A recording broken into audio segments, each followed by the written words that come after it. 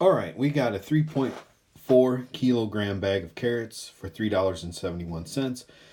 And we have to find the cost per kilogram.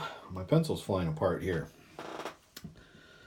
Per means we have a division problem, and I also want to just say that this is a unit rate problem. So we're finding out the price for 1 kilogram. And like I said before, that per tells us we're going to divide. Problems like this are really, really common on any of your state assessments because finding unit rates is an important life skill.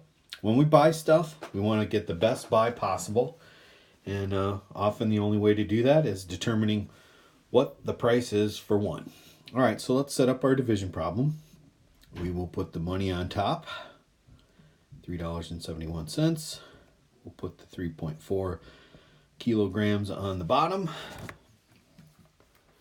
Grab our handy dandy calculator, 3.71. Make sure you type in your numbers carefully. Divided by that 3.4.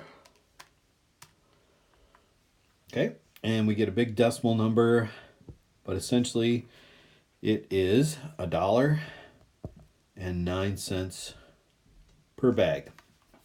All right, unit rates, like I said, are really important for determining the best buy on different priced items.